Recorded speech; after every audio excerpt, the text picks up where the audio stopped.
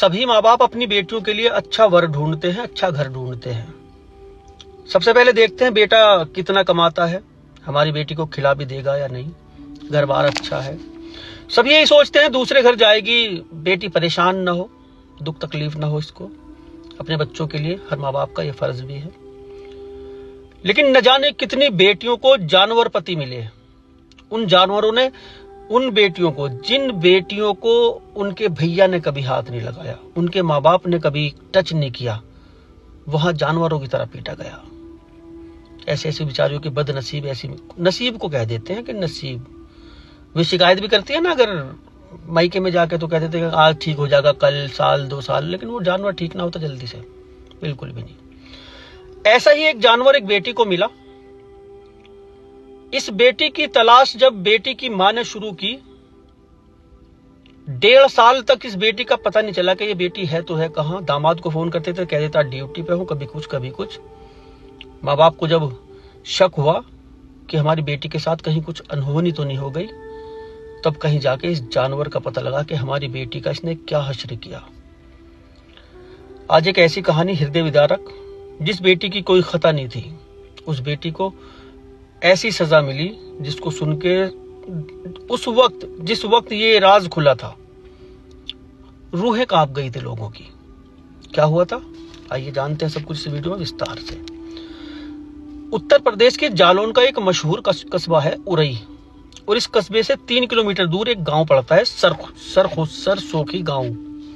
यहां के रहने वाले थे कालीचरण, इनकी पत्नी उर्मिला। 4 बेटियां थी इनकी। सबसे छोटी बेटी थी इनकी विनीता। चारों बच्चों की इन्होंने शादी कर दी। विनीता की शादी की थी इन्होंने एक प्रमोद कुमार नाम के लड़के से। ये वहीं एक रामनगर गांव है पास में ही, ये वहां का रहने वाला था।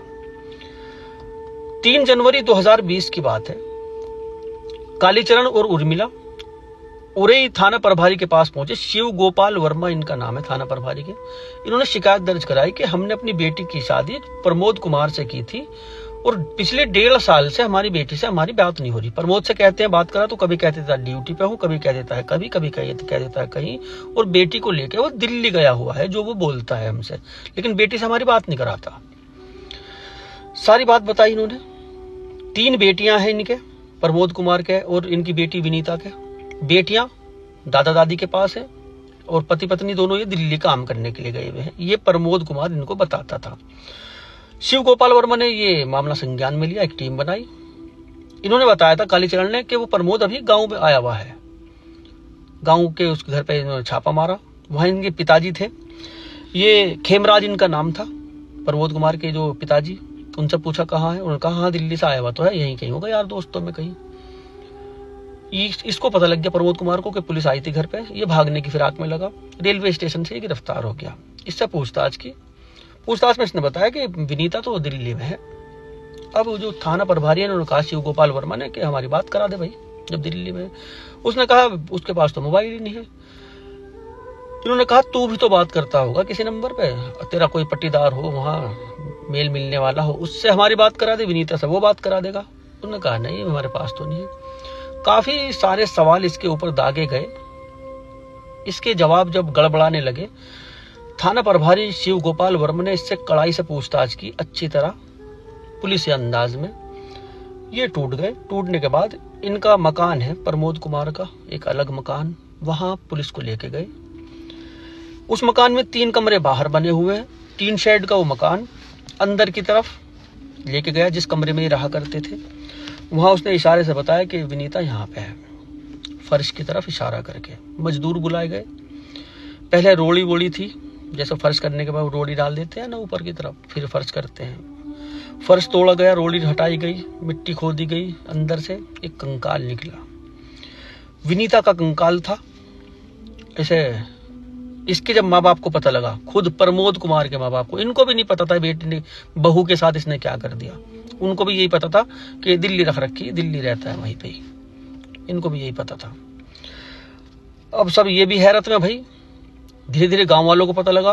विनीता की आदत बहुत अच्छी थी, मिलनसार ये लड़की थी, कोई खता नहीं बेचारी की। अब इससे पूछा क्यों की तूने ये हरकत, क्यों उस बेटी को तूने मार के यहाँ पे दफना रखा।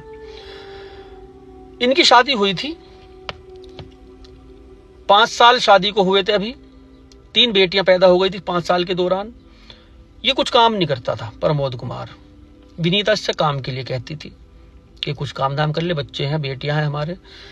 बेटियों से नफरत करती थी इसकी जो सास थी, लेकिन ससुर जो थे खेमराज वो मोहब्बत करते थे, बेटियों के साथ खेलते थे, वो उनके साथ ही बेटियां उनके इर्द गिर्द ज्यादा खेला करती थी। अब काम के कहने के चलते इनके घर में लड़ाइयां होती थी। लड़ाई की मेन वजह, अब एक महिला है, महिला को भी पैसों की जरूरत, उसके बच्चे भी हैं, 3 बच्चे, उन बच्चों को भी बच्चे मांगते ही रहते हैं, रुपया 2 रुपया 10 रुपये 5 रुपये मांगते ही रहते हैं। और माँ के पास हो तो दे भी देते हैं, बार बार दादी से नहीं मांग सकते, दादा से नहीं मांग सकते। माँ तो एक ऐसी चीज है, उसको तो मांग लेते हैं, बाप से मांग लेते हैं। विनीता को सास से मांगने पड़ते थे पैसे, कभी सास दे दिया करती थी तो कभी झड़क दिया करती थी। ये चीज विनीता को अच्छी नहीं लगती थी। वो कहती थी प्रमोद से कि तुम भी कुछ काम कर लो, मैं माँ जी से मांगू, मुझे अच्छा नहीं लगता माँ जी से पैसे मांगना, मुझे जरूरत होती है मैं मांगती हूँ, कभी दे देती है कभी नहीं देती। अब पैसों को ही कह के नौकरी वगैरह के लिए इन चीज लोग दोनों के बीच में लड़ाइयां होनी शुरू हुई। अब इसने शराब भी पीनी शुरू कर दी। वो कहते हैं एक तो करेला ऊपर से नीम चढ़ा। विनीता ने उसके लिए भी टोका उसको कि एक तो तुम काम धाम नहीं करते और ऊपर से तुम ये शराब भी पीने लगे। अब घर में तुम हमें भी गालियां दिया करोगे, शराबियों के यही काम है, गाली देते हैं, मारपीट करते हैं। इसने विनीता को पीटना शुरू कर दिया। इतना मारा इसकी दही सुझा दी। विनीता पिट पिटा के तीनों बेटियों को घर मायके में छोड़ के, इसमें ससुराल में छोड़ के मायके चली गई। अपनी माँ को अपनी दही दिखाई, जख्मों के निशान, मार पिटाई के निशान। माँ को भी बहुत गुस्सा आया, कभी बेटियों को हाथ नहीं लगाया था और वो इतनी बुरी तरह से मार रहा। जब कई बार के वाकई हो गए थे मार पिटाई के, तब जाके ये घर गई थी, उससे पहले बर्दाश्त करती रही। अब 2 महीने इसको वहां रहते हुए हो गए। इधर मोहल्ले में इनके रूरू होने लगी कि बहू को मारा था, लड़ झगड़ के बहू चली गई, आती नहीं, बेटियां यहीं छोड़ रखी। इनको बदनामी का डर ससुराल वालों को। इसने जो पिताजी थे इसके खेमराज, प्रमोद को भेजा, भाई लेके आजा बहू को। ये गया लेने। सास ने मना कर दिया साहब कि तू काम धाम कर पहले, जब भेजेंगे। अपना सा मुंह लेके आ गया। जब ज्यादा रूरू होने लगी, खेमराज खुद गए वहां, कालीचरण से मिले। अब समधी दोनों बैठे, बच्चों के भविष्य के बारे में बात हुई। अब जब बड़े बैठ जाते हैं तो बेटियों को भेजना भी पड़ता है, ये एक कमजोर कड़ी होती है उस टाइम। विनीता को खेमराज के ससुर के साथ भेज दिया, आ गए, ठीक ठाक रहने लगे। आने के बाद फिर वही माहौल जो पहले था।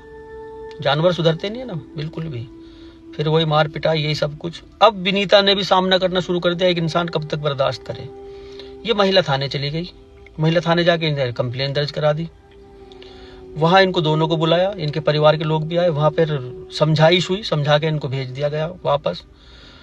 अब ये प्रमोद कुमार और खुन्नस लेके बैठ गया कि ये थाने में चली गई थी मुझे लेके, अच्छी बात नहीं। घर में लड़ाइयां होने लगी। माँ बाप ने इसके अलग कर दिया। ये जो मकान था जहां पर इसकी लाश मिली थी, वो मकान इनका ही था, दूसरा मकान था। वो घर से, जो इनका मेन घर था, उससे दूसरी दूरी पे था, वहां किराएदार रहते थे। वो मकान इनको दे दिया कि भैया तुम खाओ पियो अपना अलग और हमें अलग जीने दो। तुमने तो हाय उल्ला कुछ ज्यादा कर रखा घर के अंदर। ये वहां रहने लगे। 6 महीने रहे उस मकान में। जो मकान का किराया आता था, 3 कमरे थे, उससे घर का गुजर बसर चलता था। ये काम नहीं करता था। ये काम के लिए कहती थी तो लड़ाइयां होती थी। अब कब तक कोई बर्दाश्त करे, बच्चों को खिलाना पिलाना भी, उस किराए से घर का पोत पूरा नहीं होता था महीने का। इन सब को लेके घर में फिर विवाद। खुन्नस पहले से बैग पाले हुए था, वो थाने में गई थी, मौके की तलाश में था। शाम के वक्त खाना खाया, खाना खा के ये सो गए। रात को ये उठा, साड़ी से उसके ही गला घोट के इसने उसको मारा, गड्ढा खोदा, वहीं पे दबा दिया। वो जो झुरमुट नहीं होता, उससे रोड़ियों को फूटा था इसने। मिस्त्री को सुबह को बुला के प्लान करा दिया। अब ये खुलासा कैसे हुआ था? जो 3 किराएदार थे, इनकी माँ आती रहती थी ढूंढने के लिए, जो विनीता की माँ थी। किराएदार से ही कहा था इन्होंने कि जब प्रमोद आए तो हमें फोन कर दियो तुम। वो आया, उस किराएदार ने पैसों वैसों का लालच दिया था उस किराएदार को। किराएदार ने फोन कर दिया, तब कहीं जाके ये अरेस्ट हुआ। कुछ गलती नहीं थी बेचारी की, कैसी भी काम को कह रही, काम करना भी चाहिए भाई, बच्चे पैदा कर दिए, कौन पालेगा इनको, तुम काम नहीं करने के। 1.5 साल तक किसी को इसने पता नहीं लगने दिया था कि इसकी पत्नी है कहाँ। मार के अपने ही घर में इसने दबा रखी थी और खुद दिल्ली चला गया था, वहीं रहता था, वहीं थोड़ा बहुत काम धाम करता था, अपने खाने के लायक, बस गाँव में आता ही नहीं था, बहुत कमाया करता था। तो बेटियों के लिए दुआ किया कीजिए भाई, अच्छा घर मिले उनको, नसीब अच्छे हो। न जाने कितनी बेटियां पिट रही हैं आज भी, जिनको शराबी पति सुझा के फेंक देते हैं, नीले बदन कर रखे हैं उनके। सच